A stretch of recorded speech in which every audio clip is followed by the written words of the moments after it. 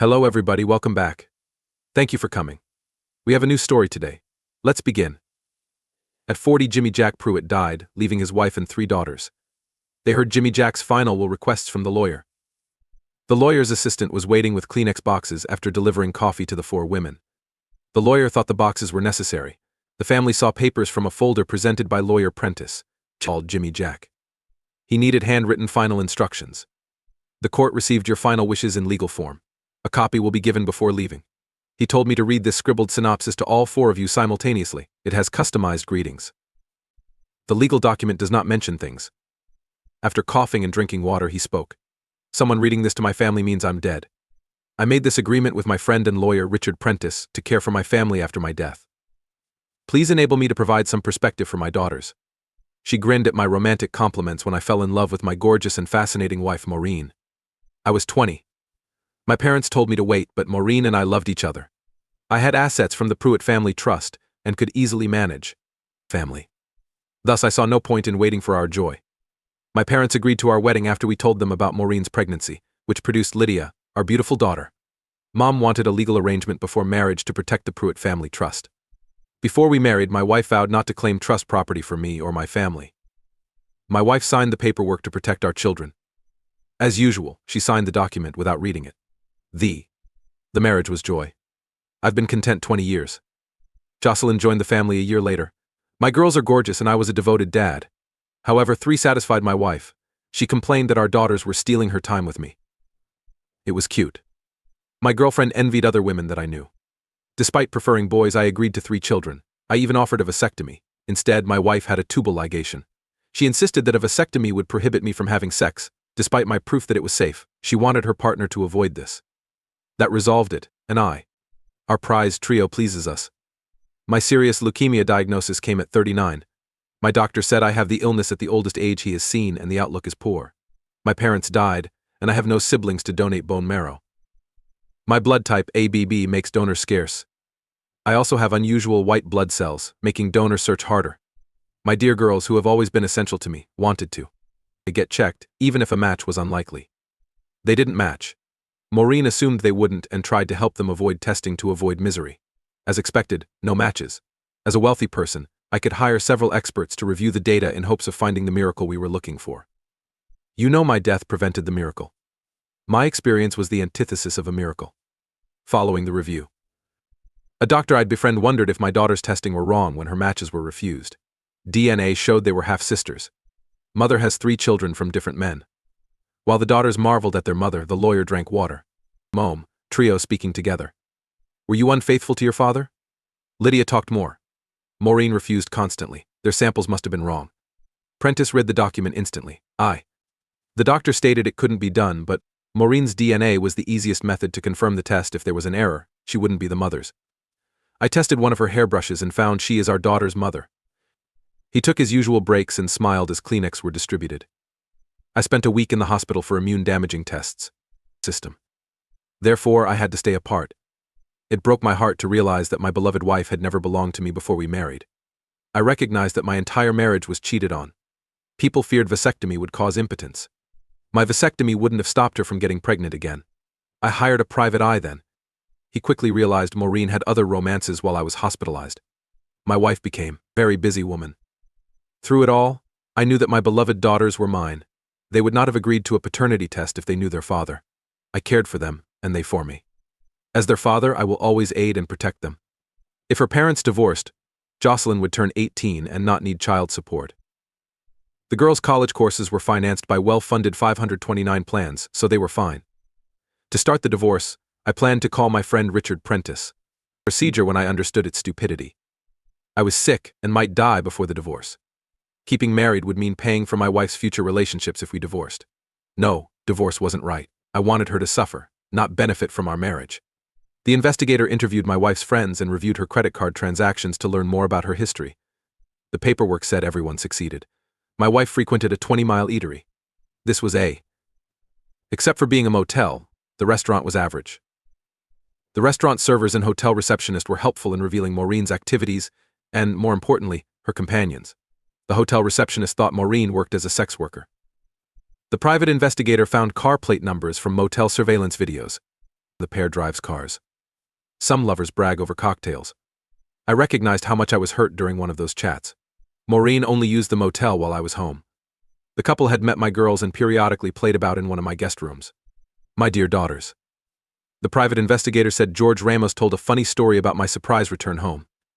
As in a comedy, he had to leap out of a window while my wife threw his things out. On. He escaped, and my wife cleaned the room while my daughters kept me busy downstairs. Jocelyn yelled. Daddy knew we were protecting Mom. Many Kleenexes were removed from the boxes. Printing continues.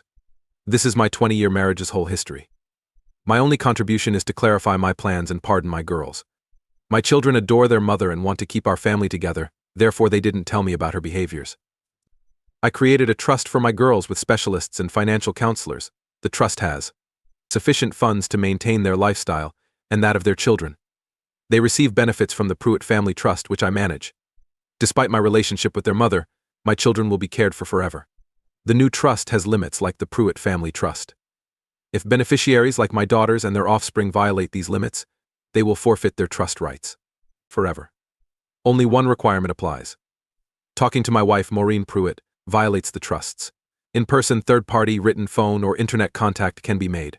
Even if done by someone else, contact includes any message, gift, money, or assistance. Please tell me the text to simplify. Any beneficiary contact by my widow will be scrutinized. Reaching out will be considered a rule violation, so it's excellent for someone who will take anything to avoid my widow. Please tell me the text to simplify. My wife and her children will lose inheritance rights if I leave anything to her in a will or otherwise. Please tell me the text to simplify. Anyone who reports a rule infraction that injures others will receive $250,000. Maureen can obtain a Mother Love Test Award. Her child's misconduct, should she report it or approach him? How powerful is motherly love? Is it stronger than wifely love? Is it stronger than $250,000 widow's love? Please tell me the text to simplify. If all scheduled beneficiaries cannot receive monies, the funds will be transferred to the trust agreement charity immediately. Let me know the text to simplify. The legal paperwork defined Maureen as my wife and any previous beneficiaries who lost rights. Contacting previous receivers violates the trust's provisions. Richard Prentice listed all legal will and trust words. His company manages the Pruitt Family Trust and the Second Trust, currently called the Jimmy Jack Vengeance Trust. For trust questions, contact him. Prentice drank more water and looked at the women, who looked like deer in headlights. Jimmy Jack wants me to mention that you ladies can win. He added that fewer beneficiaries. When someone is disqualified, trust dividends rise. He smiled and read again. With my loving wife's help, I transferred most of my belongings to the Vengeance Trust. The lawyer stopped and said she had never done that when Maureen yelled. It's false. She believed she had never moved anything. Richard Prentice. From his desk, he pressed play on a remote. The huge TV on his wall quickly turned on, showing Maureen and the company's notary seated with documents. The notary stated both she and Jimmy Jack must sign the documents. She then asked Maureen if she read the articles. Maureen impatiently claimed it and started filling out forms. The notary asked again if she had read the documents. I responded, yes, I have, of course, am I stupid? The notary seemed unhappy as she showed each signed document to the camera. The document's identification would be clear. She then asked about the many legal paperwork. Would Mrs. Pruitt wish to discuss them with her lawyer? Maureen became ireful and chastised the notary. I fully comprehend my agreement. She signed all the stacked documents promptly. Maureen switched off the TV and said, the papers you signed. Understood. Transferred almost all of Jimmy Jack's assets, including his real estate, to the Vengeance Trust. He resumed Jimmy Jack's speech as Maureen began to breathe fast. Kindness to my widow is my choice. My widow will receive $20,000 in non-trust property. This payout is $1,000 every year of marriage. I value it more than our marriage given present circumstances. $1,000. $20. Maureen painted while catching her breath.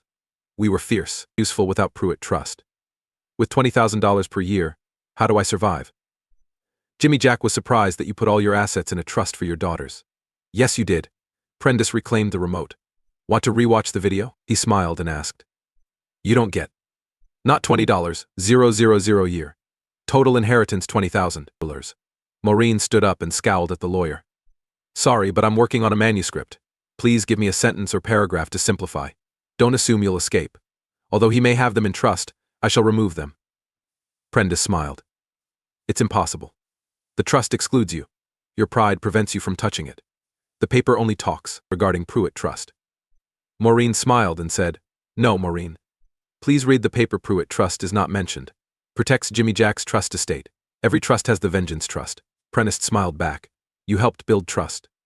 Replay the video if you like." "Okay," she yelled. "We'll await the court's ruling." She said, "Come on, girls, let's go." She grabbed her luggage and left forcefully. When they looked at each other, the lawyer wasn't sure what to do. Prentice chuckled and added, "You can accompany her if you want. Trust restrictions start tomorrow. Your father only needed to write one more document section. He forgave his daughters even though he loved you after you betrayed him. To make Maureen poor and alone, he had to hire you." He later peered out the window and saw the women yelled and argued around their mother in the parking lot. He recalled his last talk with his friend. Jimmy Jack's loud laughter was painful. "Too bad I can't stay to see the joy. I expect at least 2 of those women to lose their rights and one of their siblings to win within a year.